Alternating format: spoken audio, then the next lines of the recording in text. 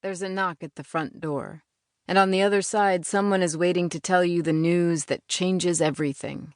On television, it's usually a police chaplain or a firefighter, maybe a uniformed officer from the armed forces. But when I open the door, when I learn that everything is about to change for me, the messenger isn't a cop or a federal investigator in starched pants. It's a 12-year-old girl in a soccer uniform, shin guards and all. "Mrs. Michaels?" she says. I hesitate before answering, the way I often do when someone asks me if that is who I am. I am, and I'm not. I haven't changed my name. I was Hannah Hall for the 38 years before I met Owen, and I didn't see a reason to become someone else after. But Owen and I have been married for a little over a year, and in that time I've learned not to correct people either way, because what they really want to know is whether I'm Owen's wife. It's certainly what the 12-year-old wants to know, which leads me to explain how I can be so certain that she is 12, having spent most of my life seeing people in two broad categories, child and adult. This change is a result of the last year and a half, a result of my husband's daughter, Bailey, being the stunningly disinviting age of 16. It's a result of my mistake, upon first meeting the guarded Bailey, of telling her that she looked younger than she was. It was the worst thing I could have done. Maybe it was the second worst. The worst thing was probably my attempt to make it better by cracking a joke about how I wished someone would age me down.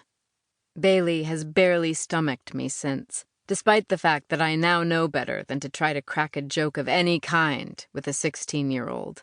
Or, really, to try and talk too much at all.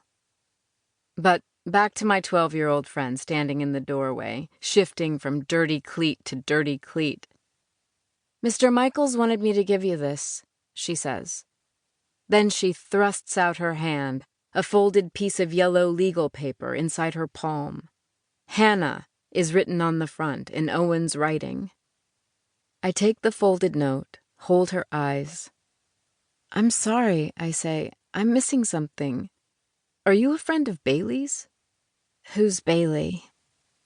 I didn't expect the answer to be yes. There's an ocean between 12 and 16, but I can't piece this together. Why hasn't Owen just called me? Why is he involving this girl?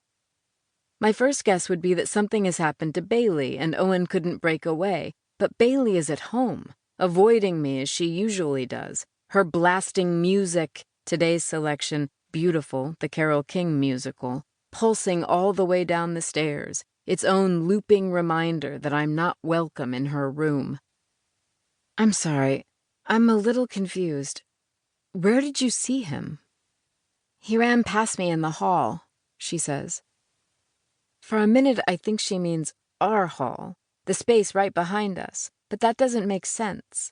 We live in a floating home on the bay, a houseboat, as they are commonly called, except here in Sausalito, where there's a community of them, 400 of them.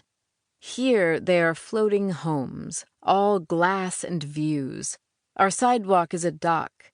Our hallway is a living room. "So you saw Mr. Michaels at school?" "That's what I just said." She gives me a look like, where else? "Me and my friend Claire were on our way to practice, and he asked us to drop this off. I said I couldn't come until after practice, and he said fine. He gave us your address."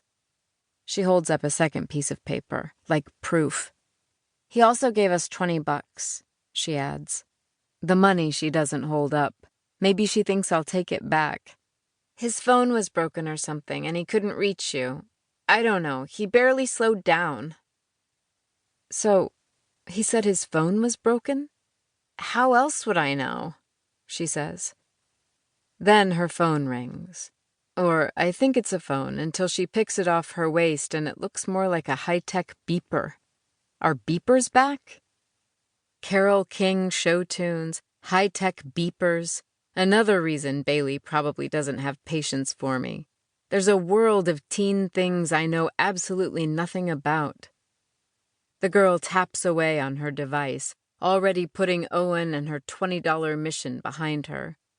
I'm reluctant to let her go, still unsure about what is going on.